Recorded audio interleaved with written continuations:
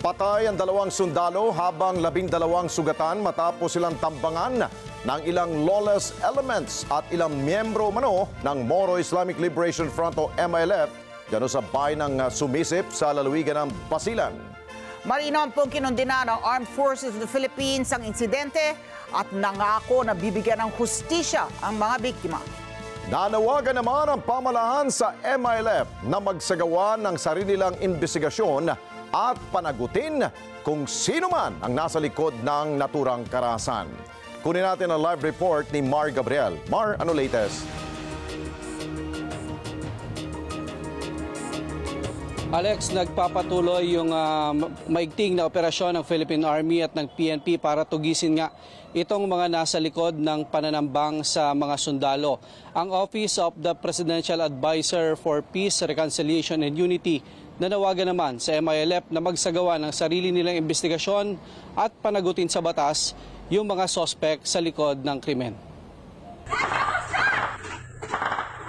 Pasado alas 4 kahapon, nang umalingaw-ngaw ang magkakasunod na putok ng baril sa barangay Lower Kabengbeng sa Sumisip, Basilan.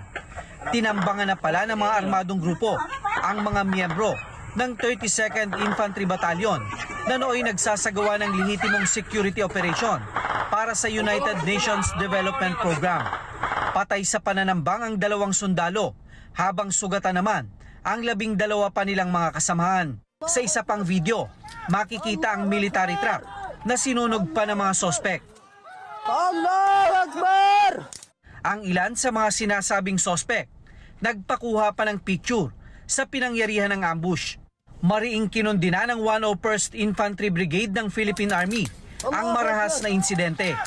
Ayon kay Brigadier General Alvin Luzon, commander ng 101st IB, ang pag-atake sa mga sundalo ay pinangunahan ni Najal Buena at Oman Hajal Halis at ilang miyembro ng MILF o Moro Islamic Liberation Front.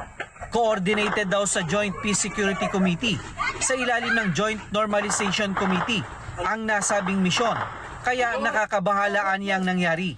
Nakipag-ugnayan na ang Philippine Army sa PNP at sa local government unit para tugisin ang mga nasa likod ng pananambang.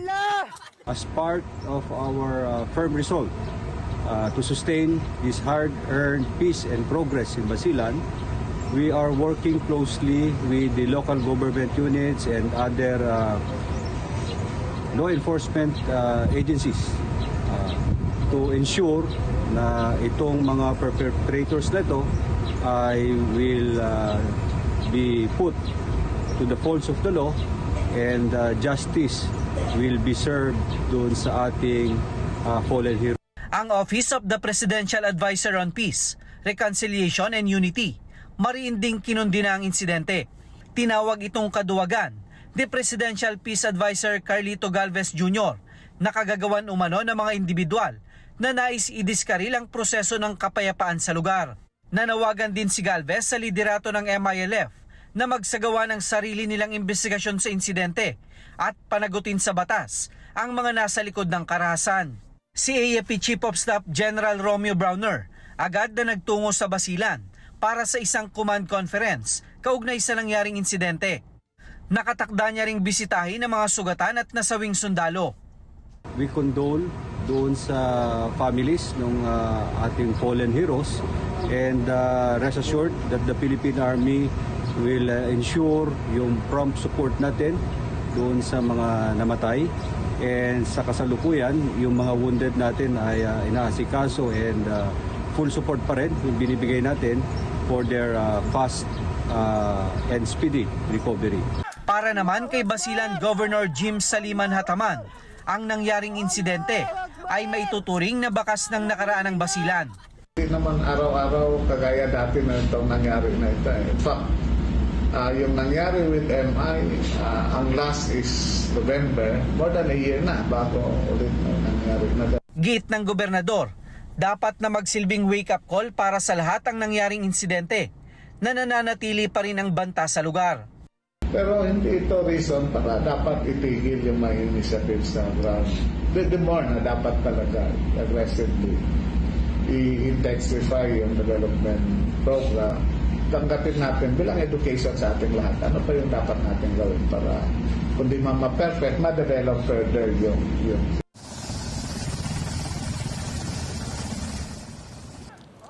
Alex, ayon sa UPAPRO na ipag-ugnayan na sila sa PNP at sa AFP, gayon din sa Coordinating Committee on Cessation of Hostilities para nga mapahupa yung tensyon dyan sa Basilan at matiyak yung mabilis at patas na investigasyon dito sa nangyaring insidente. Alex? Okay, Mark, kung ito ang naging akusasyon ng AFP, yung word na pananambang, ibig sabihin talagang may nagsimula ng gulo, no? Which is doon na tinuturo doon sa mga lawless elements at the same time doon sa ilang miyembro umano ng MILF.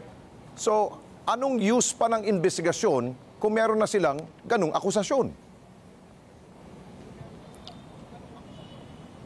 Well, kasama sa tutukuyin sa investigasyon yung Alex, yung pinagmulan, no, kung ano yung motibo nitong mga grupo kung bakit nila ginawa itong pananambang sa mga sundalo. Gayong itong operasyon ay well coordinated naman doon sa Joint Peace and Security Council patungkol doon sa gagawing aktibidad. At Alex, ang lumalabas kasi initially itong mga natukoy na individual ay umano'y sangkot sa mga insidente ng RIDO dyan sa lugar at lumalabas din na posibleng mga kamag-anak nila, yung mga MILF member na tumulong sa pamamaril at pananambang dito sa mga sundalo. Alex? Oo, parang pinapalagay ko, Mar, dahil hindi na to bago sa atin, no? Meron na nangyari yan nung nakalipas pang mga administrasyon na ganoon rin ang pangyayari dahil umano sa walang komunikasyon, walang koordinasyon, humantong sa kamatayan ng ilan nating mga kawal, no? So, based on sa history, kung sakali mang mapatunayan na nagkasala nga ang ilang grupo ng MILF at the same time yung lawless elements, kaya ba nilang paharapin sa korte o di kaya i-surrender nila itong mga tao na ito? Dahil based on sa luma, wala naman tayong narinig na nakakulong sila. Alex, yun nga ang sinasabi nitong si Governor, no? Bagaman matagal kasing nanahimik yung mga insidente, yung mga kaparehong insidente dyan sa Basilan, no? Ngayon na lang ulit tayo nakarinig. Kaya talagang marami ang nagulat at kinundena itong nangyari. Ayon nga sa UPAPRO, posible na may mga individual na nais talagang idiskarel yung umuusad na proseso ng kapayapaan dyan sa lugar. Kaya nanawagan din sila mismo sa leadership ng MILF na imbestigahan at tukuyin yung mga miyembro nila na kasama dito sa mga nanambang sa sundalo at panagutin sila sa ilalim ng batas. Alex? And lastly, siguro, Mar, meron na bang nabanggit na ito ba ay may kinalaman sa panawagan na ipagpaliban muna ang BARM election? Politically ba? Well, Alex, isa yan sa mga sisilipin, no? Yan ay sa panig naman nitong Philippine National Police, yung mga possibility, yung mga anggulo na posibleng pinag-ugatan nitong nangyaring insidente. Kung posible ba na may mga politician na nag-udyok dito sa mga lawless element para magsimula ng gulo dyan sa Basilan. So, kasama yan sa mga anggulo na sinisilip ngayon ng mga otoridad para malaman yung punot dulo ng nangyaring insidente kung saan dalawang sundalo nga ang nagbuwis ng buhay.